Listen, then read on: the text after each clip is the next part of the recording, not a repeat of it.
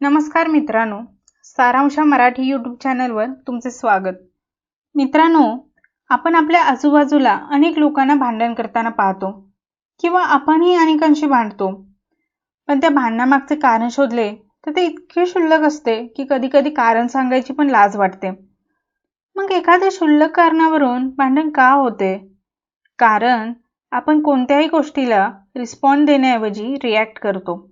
आता पाहायला गेलं तर हे दोन्ही शब्द एकसारखेच वाटतात, पण त्यामध्ये एक अमूल्य विचाराचा फरक असतो आणि तोच फरक एकतर आपल्याला यशाच्या शिखरावर बसवतो किंवा आपल्याला खाली खेचतो. विचार करा, एक कुत्र्याचे छोटे पिल्लू आहे ज्याला कोणत्याही प्रकारचे प्रशिक्षण मिळालेले नाही. मग ते पिल्लू येणाऱ्या जाणाऱ्या प्रत्येक व्यक्तीवर भुंकते. याचाच अर्थ इथे आपण क्रिया करण्याआधी कोणताही विचार केला नाही. यालाच रिॲक्ट करणे असे म्हणतात.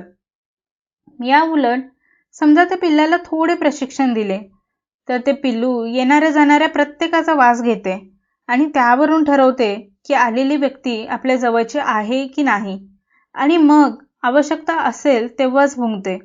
म्हणजेच काय, इथे आपण क्रिया करण्याआधी थोडा विचार केला. यालाच रिस्पॉन्ड करणे असे म्हणतात.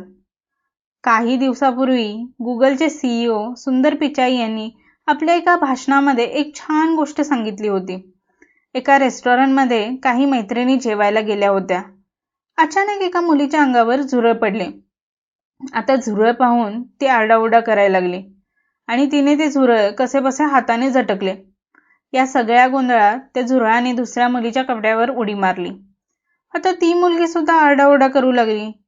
हे बघून तिथे एक वेटर आला. आता ते झुरळ वेटरच्या अंगावर जाऊन पडले. वेटरने एक दीर्घ श्वास घेतला आणि तो त्या झुरळाला अलगद हाताने रेस्टॉरंटच्या बाहेर फेकून आला. आता इथे असे का झाले? त्या झुरळाचा उद्देश फक्त मुलींना त्रास द्यावा असा होता का? नाही. तर त्या दोन्ही मुलींनी त्या परिस्थितीत रिॲक्ट केले, तर वेटरने रिस्पॉन्ड केला. आता प्रत्येक वेळी रिस्पॉन्ड कसा करायचा यासाठी प्लेस ही एक थेअरी सांगितलेली आहे. पॉज, एक छोटा आराम घ्या. मित्रांनो, जेव्हा आपण एखादी गोष्ट अपेक्षेपेक्षा वेगळ्या किंवा नावडत्या पद्धतीने पाहतो तेव्हा आपण स्वतःचा बचाव करायला जातो आणि त्याच वेळी आपल्याकडून एक ऑटोमॅटिक रिॲक्शन म्हणजेच प्रतिक्रिया दिली जाते. न्यूयॉर्क युनिव्हर्सिटीच्या अभ्यासानुसार एखादी घटना किंवा व्यक्ती चांगली आहे का नाही हे ठरवायला आपल्या बुद्धीला फक्त 30 मिलीसेकंद पेक्षा कमी वेळ लागतो. म्हणूनच जेव्हा एखादी गोष्ट मनाच्या विरुद्ध घडेल तेव्हा एक छोटा पॉज घ्या आणि हाच ब्रेक तुम्हाला ऑटोमॅटिक रिॲक्शन देण्यापासून वाचवेल. Label your reaction. आपल्या मनातले भाव ओळखा. घडत असलेली घटना पाहून आपल्या मनात कोणते भाव निर्माण होत आहेत ते पहा. एखाद्या गोष्टीची आपल्याला भीती वाटते किंवा एखाद्या गोष्टीचा किळस वाटतो किंवा आणखी काही. जसे वरील उदाहरणात बहुतेक त्या मुलींना त्या झुरळाचा किळस वाटला असावा. म्हणूनच सगळ्या आधी आपल्या मनाची स्थिती जाणून घ्या. आस्क युअरसेल्फ व्हाय. जे भाव तुमच्या मनात निर्माण झाले आहेत ते का निर्माण झाले आहेत हे स्वतःला विचारा.